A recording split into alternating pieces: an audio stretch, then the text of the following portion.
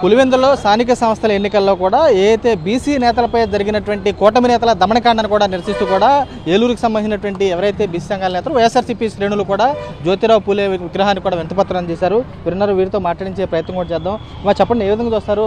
మహిళలుగా మీరు ఏం చూస్తారు? ఇక్కడ కూటమి నేతలు చేసినటువంటి దౌర్జన్యాలు కానీ చూస్తే కనుక స్థానిక సంస్థల్లో ప్రజలు ఓటు హక్కు వినియోగించుకుంటారు. అలాంటి వినియోగించుకున్న తనలో కూడా దాడులు, దౌర్జన్యాలు, హత్యాయత్నాలు చేస్తున్నారు బీసీ నేతలపై. ఏం చూస్తారు? ఇప్పుడు మనం చూస్తే ప్రజలు కూటమి ప్రభుత్వాన్ని నమ్మి వాళ్ళకి ఏదో మేలు చేస్తుంది కూటమి ప్రభుత్వం అన్న ఉద్దేశంతో వాళ్ళకి ఒక పదవిని ఇచ్చారు. ఆ పదవిని నెరవేర్చాల్సింది పోయి రాజకీయంగా ఎదుర్కోలేక ఈ దారుణమైన దాడులకి పాల్పడుతున్నారు. అటు మహిళల మీద కానీ, ఇటు పురుషుల మీద కానీ, ఇటు ఎమ్మెల్సీల మీద కానీ, ఎక్స్ ఎమ్మెల్యేల మీద కానీ ప్రతి ఒక్కరి మీద కూడా మనం ఎక్కడ చూసినా కూడా ఈ మానసికంగా దాడులు చేయడం కానీ, లేదంటే ఇలాగా దౌర్జన్యాలకి పాల్పడడం కానీ జరుగుతూ ఉన్నాయి. సో మీకు ఇచ్చిన ప్రజలు మిమ్మల్ని నమ్మి మీకు ఇచ్చిన దాన్ని మీరు ఏదన్నా సంక్షేమం రూపంలోనో లేదంటే ప్రజలు నమ్ముకున్న దానికి అభివృద్ధి రూపంలోనో మీరు చూపించాలి అని నేను కూటమి ప్రభుత్వాన్ని కోరుకుంటున్నాను. కానీ అంతేగాని ఇలాంటి దాడులని మేమందరం వైఎస్ఆర్సీపీ పార్టీ నుంచి అందరం కూడా తీవ్రంగా ఖండిస్తున్నాం. బీసీలు వెన్నెముకంటారు పార్టీ, అలాంటి బీసీలకి టీడీపీకి సంబంధించినటువంటి వారిపైన దాడులు చేస్తున్నారు. ఏం చూస్తారు? బీసీల మీద ఈ చంద్రబాబు నాయుడు గారు వచ్చిన దగ్గర నుంచి తెలుగుదేశం ప్రభుత్వం బీసీలను ఏ విధంగా అణగదొక్కుతుంది అనేది రాష్ట్ర ప్రజలు, బీసీలందరూ కూడా గమనించి మేము ఎన్నికల్లో తెలుగుదేశం పార్టీని ఏ విధంగా అణగదొక్కాలనే ఆలోచనలో బీసీ సంఘాలన్నీ ముందుకు వెళ్తున్నాయి. ఈరోజు పులివెందుల బై ఎలక్షన్లో పులివెందుల మండలంలో బీసీలు అత్యధికంగా ఉన్నారని జగన్మోహన్ రెడ్డి గారు ఆదేశాల మేరకు అక్కడ ఎమ్మెల్సీ అయినటువంటి రమేష్ యాదవ్ గారు డోర్ టు డోర్ వెళ్ళి క్యాన్వర్స్ చేస్తున్నారనేటువంటి ఈర్ష్యతో ఆ బీటెక్ రవి ఆయన్ని అంతమొందించాలనేటువంటి ఆలోచనతో నిన్న రమేష్ యాదవ్ గారి మీద దాడి చేశాడు. ఆ దాడి ఫలితం ఆంధ్ర రాష్ట్రంలో ఉన్న బీసీలందరూ కూడా అట్టుడికిపోతున్నారు. ఆ ఫలితం రేపు పులివెందుల బై ఎలక్షన్లో అత్యధిక మెజార్టీతో గెలిచి ఇదిగో తెలుగుదేశం ప్రభుత్వం మిమ్మల్ని బీసీలందరం కూడా అధపాతాళానికి తొక్కేయబోతున్నాము రేపు రాబోయే 2029 ఎన్నికల్లో అని చెప్పి నిరూపిస్తాము ఈ ఎన్నిక ఫలితాల ద్వారా అని చెప్పి ఈ సందర్భంగా తెలియజేస్తున్నా. చెప్పండి, ఎన్నికల కమిషన్ కానీ వీళ్ళు ఇప్పుడు వరకు చర్యలు తీసుకోలేదు. సాక్షాత్తు నిన్న వైఎస్ఆర్సీపీ నేతలు కూడా వెళ్ళి నిరసన తెలుపుకోండి. ఏం చూస్తారా? ఈ రాష్ట్రంలో అసలు అంబేద్కర్ గారు రాసిన రాజ్యాంగం నడుస్తుందా లేదా చంద్రబాబు నాయుడు గారు, పవన్ కళ్యాణ్ గారు రాసిన రాజ్యాంగం నడుస్తుందో అర్థం కావట్లా. ఇప్పుడు ప్రజల వాళ్ళకి తీర్పు ఇచ్చారు. ఈ రాష్ట్రంలో ఒక జెడ్పీటీసీ ఉప ఎన్నిక 9 నెలలు ఉంది. దానికి ఇంత గూండాగిరి నాయకులను దాడి చేయడం ఉంది హేయమైన చర్య. వైఎస్ఆర్ కాంగ్రెస్ పార్టీ తరఫున మేము దీన్ని తీవ్రంగా ఖండిస్తున్నాం. చెప్పండి, ఏ విధంగా చూస్తారు? బడుగు బలహీన వర్గాలని ప్రత్యేకంగా టార్గెట్ చేసి ఇలాంటి దాడులు చేయడం ఏం చూస్తారు?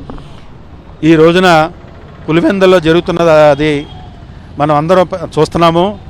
ఎందుకంటే అక్కడ ఎక్కువగా బీసీలు అత్యధికంగా ఉన్నారు కాబట్టి రమేష్ యాదవ్ గారు వెళ్తే బీసీలు ఏమన్నా రమేష్ యాదవ్ గారు మొబుతారేమో, ఆయన్ని ఏ విధంగా ఆపాలి అందమంచాలనే ఉద్దేశంతోనే ఈ దాడి జరిగింది. ఎందుకంటే రాళ్లతో కొడతమే కాదు, పెట్రోల్ పోసి తగలేద్దామని కూడా చూశారంటే ఎంత భయంకరంగా ఉందో అర్థం చేసుకోవాలి మనం. ఎందుకంటే ఈ రోజున పోలీసు వారు కానీ ఎవరో కూడా పట్టించుకునే దాఖలు లేవు. దాని గురించి కేసు పెట్టినా పట్టించుకుంటలేదు. ఈసీ కూడా ఏమైందో కూడా తెలుస్తలేదు. మీకు చిత్తశుద్ధి ఉంటే ఈసీకి రేపు ఎలక్షన్లో నిజాయితీగా మీరు చేపిస్తే అత్యధిక మెజార్టీతో మన అక్కడ జెడ్పీటీసీ పులివెందుల కైవసం చేశామని చెప్పి తెలియజేసుకుంటున్నాం. ఎందుకంటే ఈ రోజున జనాలు కూటమి ప్రభుత్వం చేసే మోసాలు గుర్తించారు. కానీ మీరు ఎవరు బయట రాకుండా ఉంచి రిగ్గింగ్లు చేసి మళ్ళీ మీరు గెలవాలని చూస్తున్నారు, ప్రజలను భయబాధలు చేస్తున్నారు. కాబట్టి ఈసీ ప్రత్యేక దృష్టి సారించి ఎలక్షన్ జరిపించవలసిందిగా కోరుతున్నాం. సార్, పోలీసులే ప్రత్యేకంగా చెబుతున్నారు అక్కడ ఆల్రెడీ తలలు తీసుకెళ్లే వాళ్ళు తీసుకెళ్లేదు. ఆయన తల తీసుకెళ్తాం, పెట్రోల్ బస్ తగలబెడతాం అని చెప్పి బీసీలందరినీ కూడా భయభ్రాంతులు చేస్తున్నారు. చంద్రబాబు నాయుడిని రానున్న రోజుల్లో తగిన మూల్యం చెల్లించుకునే విధంగా అందరూ కూడా సమాయత్తం అవుతున్నాం రానున్న రోజుల్లో. దానికి ఉదాహరణగా రానున్న రోజుల్లో కడపలోని జెడ్పీటీసీని గెలిపించి మా బీసీల ఐక్యత చాటుచామని చెప్పి తెలియజేసుకుంటున్నాం. జై జగన్. సార్, ఈ రోజున మరి జరిగేటువంటి సంఘటనల మట్టుగా ఏ ఒక్క పార్టీకి కూడా ఆరోగ్యకరం కాదు. ఎందుకంటే ఓటు హక్కు అనేది అది మన హక్కు. ఆ ఓటు ఎవరైనా సరే వాళ్ళకి నచ్చినటువంటి విధంగా వేసుకుంటారు. ప్రచారంలో అన్ని పార్టీ వాళ్ళు కూడా వెళ్తారు. అంతే తప్ప ఇలాంటి దుర్మార్గమైనటువంటి చర్యలు ఈ రకంగా చేయడం అనేది మట్టుగా అది ఆరోగ్యకరమైన కాదు.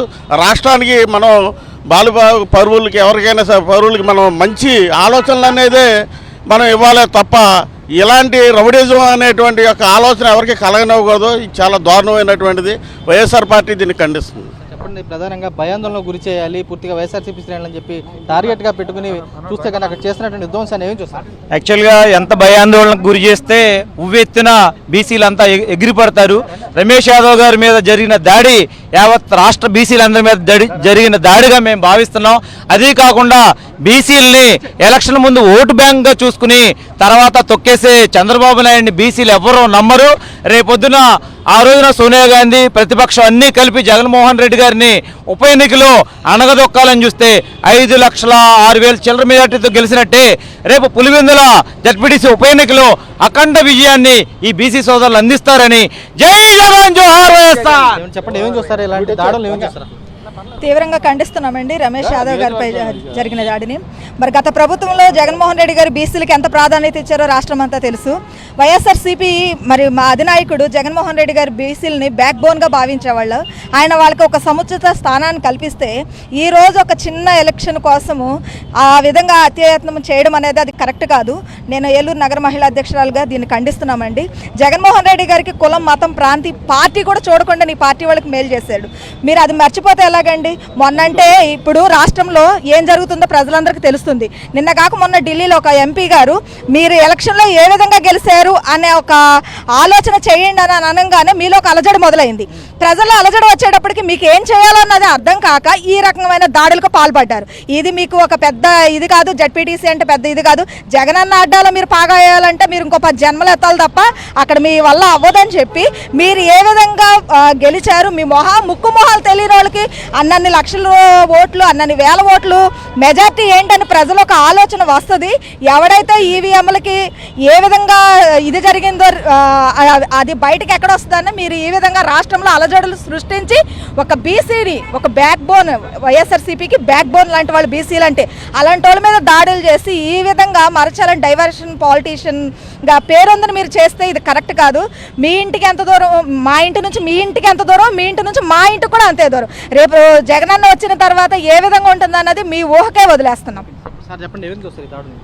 నిజంగా రాష్ట్రంలో జరుగుతున్నటువంటి బీసీలపై దాడుల్ని చాలా హీనమైన చర్యగా మేము భావిస్తున్నాం. ఎందుకంటే గతంలోనే చంద్రబాబు నాయుడు గారిని ఏ బీసీ కులాలను కానీ ఎస్సీ కులాలను కానీ లేదా ఏదైనా చేతుర్తులు చేసుకునే వాళ్ళని కూడా తోకలు కత్తిరిస్తాం, లేదా ఎస్సీల్లో ఎవరైనా పుట్టాలనుకుంటారా అని హీనమైన మాటలు మాట్లాడిన ఒక దౌర్భాగ్య ముఖ్యమంత్రిని ఈరోజు మనం గెలిపించుకొని ఇలాంటి బీసీల మీద దాడుల్ని ఖండించడం నిజంగా. ఎందుకంటే ఒక వ్యక్తి ఎమ్మెల్సీ అయ్యుండి అక్కడ బీసీ కులానికి సంబంధించిన ఓటర్లు ఎక్కువ ఉన్నారని చెప్పి జగన్మోహన్ రెడ్డి గారి ఆదేశాల మేరకు ఆయన వెళ్ళి ప్రచారం డోర్ టు డోర్ క్యాంపెయిన్ చేస్తుంటే అలాంటి సహించలేక మీరు ఈ దాడులు చేస్తున్నారు. మీరు భౌతిక దాడులను మేము బీసీలందరం కూడా ముక్తకంఠంతో ఖండిస్తున్నాం. చూడొచ్చు, ప్రధానంగా వీరంతా కూడా ఒకటే స్పష్టం కనపడుతుంది. గతంలో జగన్మోహన్ రెడ్డి పాలనలో కూడా బీసీలు అంటే బ్యాక్ బోన్గా చూశారు. అలాంటిది చంద్రబాబు నాయుడు పాలన చేపట్టాక పూర్తిస్థాయిలో కూడా బీసీలు కూడా నిర్లక్ష్యం వహిస్తున్నారు. క్షేత్రస్థాయిలో ఏదైతే పులివెందులకు సంబంధించినటువంటి జడ్పీటీసీ ఉప ఎన్నిక అవుతుందో పూర్తిగా తాము ఓడిపోతున్నామని ముందే తెలిసి అలాంటి దాడులు కూడా పురుగొలుతున్నారని చెప్పి ఈ దాడులంటే కూడా బీసీ సంఘాలు తీవ్రంగా ఖండిస్తున్నాయి. పూర్తిగా ఓట్లతోనే బుద్ధి చెబుతారని చెప్పి వారు కూడా స్పష్టం కూడా కనపడుతుంది. విశేష రమంతో రాజు, సాక్షి, ఏలూరు నుంచి. జై జగన్. రోజు మరి బీసీల మీద దాడి మరి రమేష్ యాదవ్ గారి మీద ఏ రకంగా జరిగిందో అందరూ చూశారు. మరి బీసీలు అతిక జనాభా బీసీలు ఉన్నారు పులివెందుల్లో. ఆ బీసీలు మరి ఎలక్షన్ క్యాంపెయిన్కి వెళ్ళి వస్తుండగా రమేష్ యాదవ్ గారి మీద రాడ్డులతో, బాంబులతో ఏ రకంగా కూడా చేశారో మీరు అక్కడ కార్లు కూడా ఏ రకంగా ధ్వంసం చేశారో చూశారు. మరి అతిక బీసీల మీదకి వస్తే కూటమి ప్రభుత్వం బీసీల మీద ఒక కక్ష కట్టినట్టుగా ఉంది. ఎందుకంటే గతంలో కూడా మంత్రులు కూడా మరి ఎలా పేలారో కూడా మీరు చూశారు. బీసీలు అంటే సులకనగా చూస్తే ఊరుకోము. బీసీలపై దాడులు చేస్తే బీసీలు సత్తా ఏంటో చూపిస్తాం. తగ్గ 3 చెల్లించుకుంటారు అతి త్వరలోనే. బీసీలు అంటే మీకు సులకనగా ఉందా? ఆ బీసీలు ఓటు లేదో మీరు అక్కడ కూర్చోగలిగారా? ఆ బీసీలు లేదో మీరు అక్కడ ఉండగలిగారా? కూటమి ప్రభుత్వం రాగలిగిందా? బీసీల మీద దాడులు తీవ్రంగా ఖండిస్తున్నాం. రమేష్ యాదవ్ గారి మీద జరిగింది కూడా మేము తీవ్రంగా ఖండిస్తున్నాం. అతికి జనాభా బీసీలు ఎక్కువ. మీరు బీసీలు అంటే ఏదో సులకనగా మీరు ఇదిగా చూస్తున్నారు. రాబోయే కాలంలో మీరు తగిన మూల్యం చెల్లించుకుంటారని సభాముఖంగా తెలియజేస్తాం. జడ్పీటీసీ బై ఎలక్షన్లో జడ్పీటీసీ చనిపోతే వాళ్ళ అబ్బాయి నిలబడ్డాడు. ఇవాళ కూటమి ప్రభుత్వానికి ఇంగిత జ్ఞానం కూడా లేకుండా ఆయన మీద పోటీ పెట్టారు. మేము పులివెందుల ఎమ్మెల్సీ రమేష్ యాదవ్ గారి పిలుపు మేరకు మేము ప్రచారానికి వెళ్ళాము. అక్కడికి వెళ్తే ప్రజలను చూస్తుంటే ప్రజలందరూ కూడా మా బిడ్డ చనిపోయాడు, మేము బిడ్డకే ఓటేయాలి, ఇది మా పులివెందుల గడ్డ, మేము పులివెందులలో ఉన్న అతన్ని నెగ్గించుకుంటాం, కానీ బయట ఎక్కడుండో వచ్చి నిలబడిన అతన్ని మేము ఎలా నెగ్గించుకుంటామని జనాలందరూ కూడా చాలా బాగా అడుగుతున్నారు. మేము ప్రచారానికి వెళ్తే ఆ గ్రామం అంతా కూడా ప్రచారం తిరిగేదాకా కూడా ఆడ మగ మొత్తం వైసీపీతో వెనకాలే ఉంటున్నారు. కానీ ఈ టీడీపీ ప్రభుత్వం అక్కడ ఏం చేయలేక ప్రచారానికి కూడా గ్రామాల్లోకి రానివ్వట్లేదని ఆ కక్ష కట్టి మొత్తం స్టేట్ వైడ్ అందరూ కూడా రౌడీలను తీసుకొచ్చి ఈ టీడీపీ ప్రభుత్వం వైసీపీ వాళ్ళని దాడులు బాగా చేస్తుంది.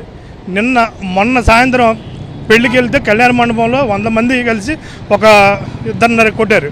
నిన్న అదే రంగా ఎమ్మెల్సీ రమేష్ యాదవ్ ఒక గ్రామం వెళ్ళి ప్రచారంలో ఉంటుండగా వేరే గ్రామం వెళ్ళి అక్కడ ప్రజలతో మాట్లాడదామని వెళ్తే అక్కడికి 10 కార్లు వేసుకుని వెళ్ళి కారు చుట్టూరు చుట్టుముట్టి పెట్రోల్ బాటిల్ పెట్రోల్ పోసి కారు మీద పెట్రోల్ పోసి రాడ్లతో కారు అద్దాలు బద్దలు కొట్టి వాళ్ళిద్దరిని కూడా ఏపుల రాముని రమేష్ యాదవ్ని కూడా చంపైపోయారు.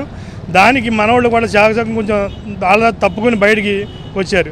ఈ కూటమి ప్రభుత్వానికి అక్కడ నెగ్గే దమ్ము లేదు.